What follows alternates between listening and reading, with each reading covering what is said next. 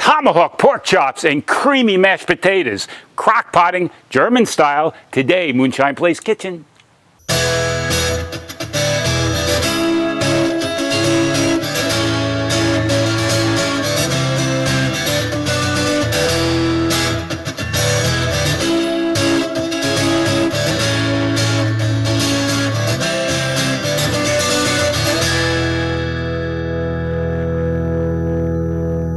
Hello folks, and welcome to another edition of the Moonshine Place Kitchen. Today we got something super special.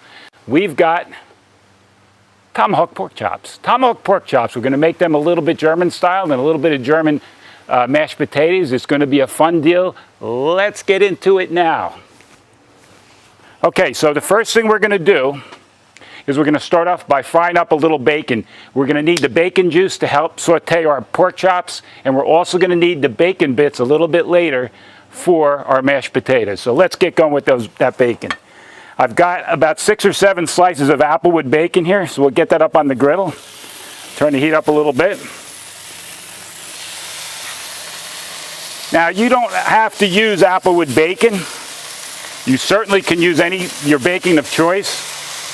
We like to use that applewood bacon because it really gives a nice flavor, a really nice flavor for everything we do. So applewood bacon is our choice. Now normally we'll go to what we have is a fresh market here where they actually smoke their own bacon. This is left over from a dish we did here the other day. Excuse me for 1 second. And basically we have a little bit of leftover bacon, and we decide we're going to use it on this dish as well. This bacon will once again go into the mashed potatoes. So we'll get that fried up. So here's our pork chops. We've got beautiful pork chops here, as you can see. And we went ahead and we soaked these in milk overnight. Got them all soaked up in milk, so they tenderize in the milk. You can do that. It's not a problem at all.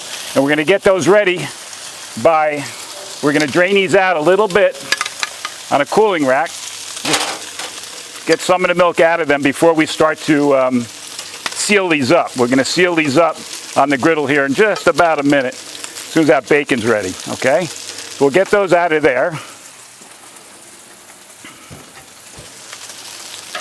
Check up on our bacon here. And that's looking good. We have a beautiful bright day here in Central Florida. It's the middle of winter, but boy, I'll tell you what, it's already warm here today. We're going to have a warm one. All right. Let me get some paper towels out for this bacon.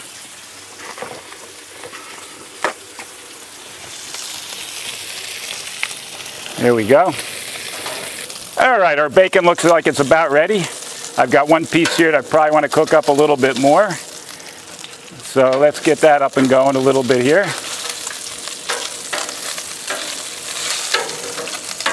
Kind of want it to be a little bit crisp when we use this in the mashed potatoes a little bit later. All right. Got a little burnt piece there. We don't want that. So that looks pretty good. So in the paper towels it goes. We're going to roll that up. All right.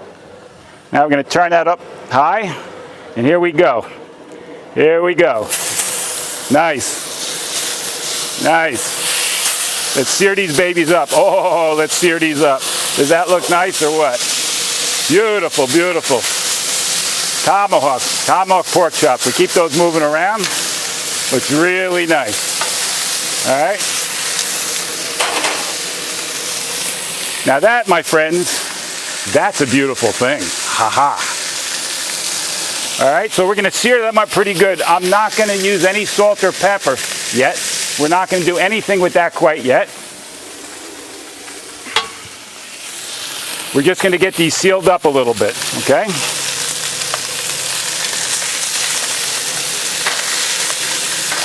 Nice hot griddle. Now you can do this. You can do this with a cast iron skillet. You can certainly do it with a non-stick skillet. I like to use the griddle because I have all this room here and it really works out well, okay? Let's see how they're looking. Another minute. And I'll tell you right now, the meat, if I press down on the meat from soaking it in the milk, it's already tender. So what we really want to do is we want to sear these on the outside to and keep it tender on the inside so that when they slow cook in the crock pot, later on we'll have something that's so tender and so delicious. Oh, that one looks good right there. That one don't look bad. So let me move this guy over here and sear that up pretty good, okay?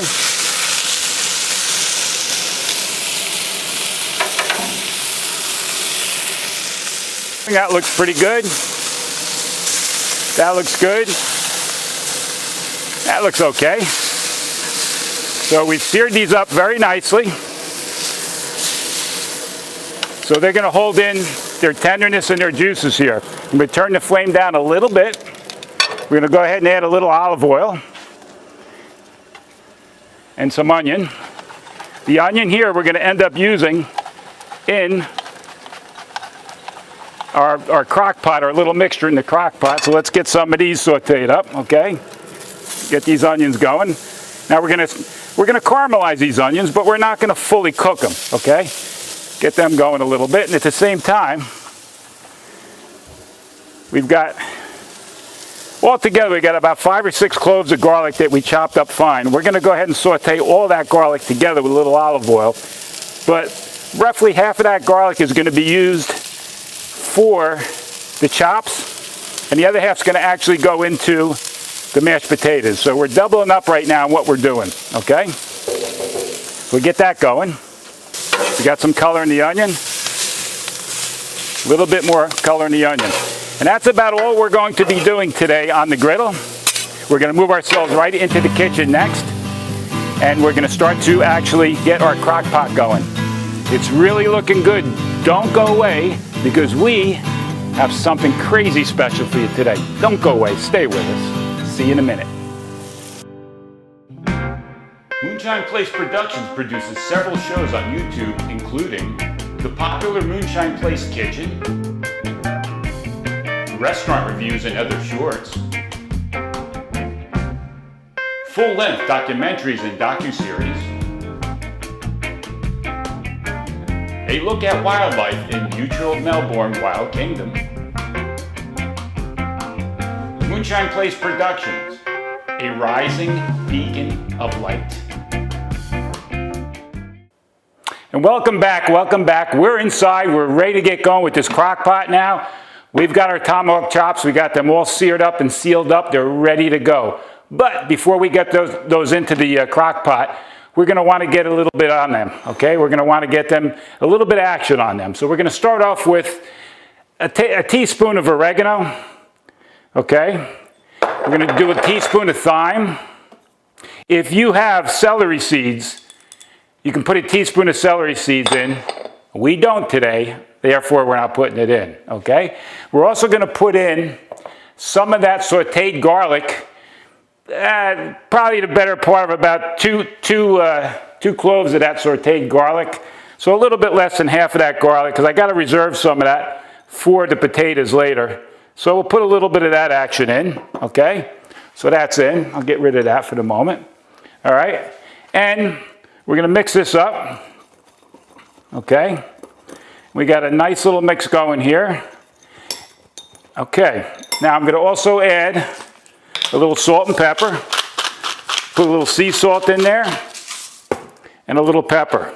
Now it's not an awful lot that we're going to be rubbing onto this meat, but it's enough. We just want to get a little bit of flavor. Let me move this out of your way so you can see a little better. But we're going to have a little bit of flavor.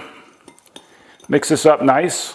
Just a little bit of flavor, especially around the edges of the meat, okay? We'll get this out of your way as well. So, here's the crock pot. We're obviously not going to run the crock pot on the stove. That would be crazy. But for ease of demonstration, we'll move it over when it's time to plug it in. What do I have here? I have a 28.5 ounce jar. This is the real deal. This is Kuhn sauerkraut. This is traditional German. There it is. Okay, it's barrel sauerkraut. This is the right stuff. Do not attempt to use sauerkraut out of a can. It's horrible, horrible. I'm going to tell you right now, I don't care how they treat those cans, there's something in the chemical makeup of sauerkraut that the acid pulls the flavor of the steel can or the aluminum can right into the sauerkraut. It changes the flavor. I don't like it. Either get bagged sauerkraut or jarred, which is the best. Okay? So all that is going to go right in the bottom. I might need to help this out a little bit. All that's going to go right in the bottom, and it has a little bit different smell to it, this German sauerkraut. I'm assuming, I didn't do all the research, but I'm assuming that it's barrel cured, which really makes a difference. Okay, so I'm going to stick that in the bottom, spread that around nicely, okay? Just like that. All right. Drop the fork and we'll get rid of the jar. Let me get this out of your way. Excuse me for 1 second. So now, we're going to take our rub and our chops, and I'm going to go ahead and rub some of our rub on our chops, a little bit on each side, okay? It's not going to take a lot. All right, I'm going to put that chop right in there like that. We'll get all 3 of these in there. One way or another, we're going to get all 3 of these chops in there, okay? Put some more rub on this side. Actually, I might end up moving this chop. Let me flip this one over, so we can get 3 in there easily. Here's the second one. Get some rub on that. Press it in. I'm telling you now, these things, even though we just sealed them up, I mentioned this outside, but the milk really, really tenderized this meat. You can tell, you can just tell by the way when you press on it, it's really, really tender on the inside. It's got to be cooked in its entirety. We got to cook this totally. It's pork, as you would know. But I got to tell you right now, letting this seal up, letting this cure up and overnight in your refrigerator with milk does wonders, absolutely wonders. We did a nice fish dish earlier in the season here, earlier in our cooking season, and we did the same thing with the fish dish. We can't remember what kind of fish I made, but I went ahead and I let that soak in milk for quite a while. Okay, so let's try and get that third one in there. Well, maybe this way. Yeah, this way. Okay, so there's our 3 chops forced in there. Tight fit, but they're forced in there. The next thing we're going to do is we're going to wash our hands. Hold 1 second. Okay, so the next thing we're going to do is we're going to add some more chopped garlic, but this time we didn't cook it, and it's chopped pretty coarse. It's pretty thick. I don't know if you can see it in that screen without me dropping it everywhere, but here, it's pretty thick. Okay? So what we're going to do, and there's a little olive oil on this, but what we're going to do is we're going to put this garlic right on the top of these chops. Lots of garlic. Oh, you can't go wrong with a lot of garlic, you know? So we'll equally spread this around a little bit, all right? And then the next thing we're going to do is we're going to add 2 green Granny Smith apples. Obviously they're green. They're nice and sour, okay? So they're actually sweet and sour, really. And they're kind of my favorite apples. So we've cut them up kind of a little bit, not too thick, not too thin. So I'd say we 1/8 them up, about 1/8 each slice, 1/8 of an apple, obviously cut in half. So we're going to lay these out very nicely on top of the chops. All right. I don't want to waste your time doing the apple layout, but let's get these done quick. All right. Get these on here. And the apples are actually, later on when we go to serve the chops, the apples are going to mix up with the sauerkraut. And boy, you're going to have an interesting sweet and sour flavor. Like I said, very German-esque later on. Then I've got about 2 cups of Swanson fresh chicken stock. Now, ideally you want to kind of just about cover these chops. If I come up a little short, I can always add a little water. Let's see how close we are. Oh, it's so close. It's so close. I'm going to end up covering these with a little bit more water. It'll probably take about another 1/2 cup of water. It's not a problem at all. I'm going to get this covered up with a little bit of water. We're going to plug this in. I'm going to plug it down on high until it gets warm. Turn it down to low and let it cook about 5 hours. In the meantime, we're going to continue a little bit later with our mashed potatoes. Don't go away. Potatoes are coming. We've got to cook potatoes. See you in a minute.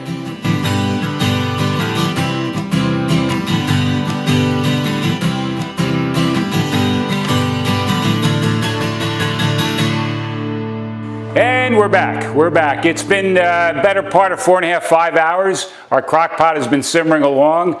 I tell you right now, the pork smells delicious. The pork, the sauerkraut, everything smells delicious. One quick note, I forgot again to mention something.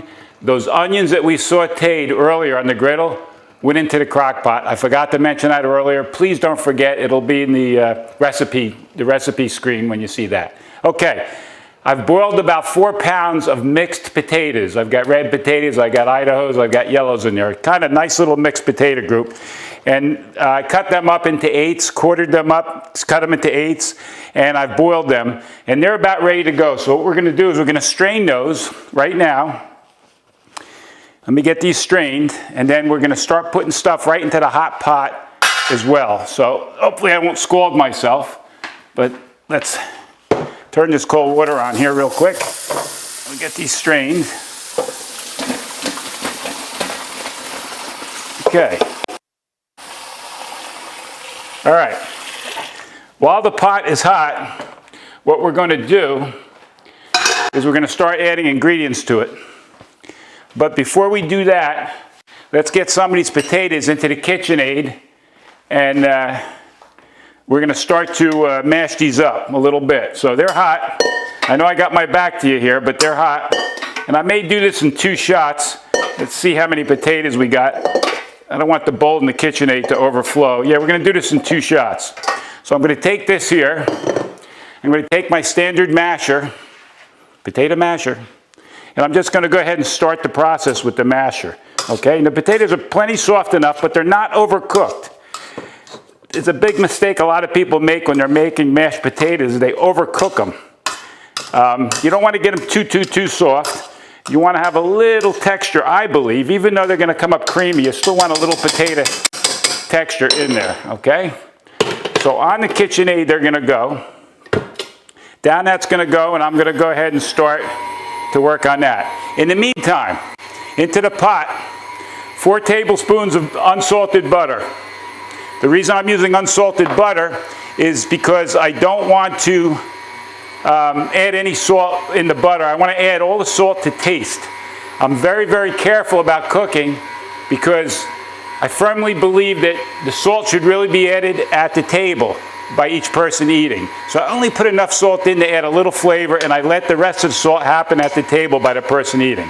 So in goes 4 tablespoons of that. On top of that, we got a half a cup of milk, okay, and half a cup of sour cream.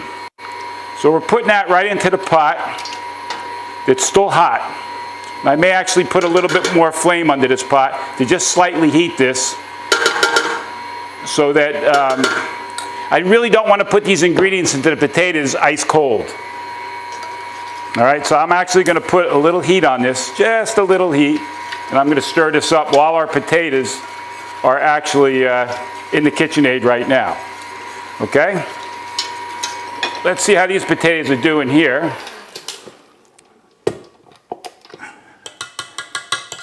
Oh, they look really good. They look really good. So what I'm going to do right now is I'm going to go ahead and take these potatoes and I'm going to add them right back to the pot. Okay? And we'll mix those in. I'll get the rest of my potatoes and we'll go ahead and stick those, mash those, get those through the KitchenAid. I got to do this, like I said a minute ago, in 2 shots. Otherwise, I'll overflow. See if I don't get a bath of potatoes here. Okay? We'll get rid of that.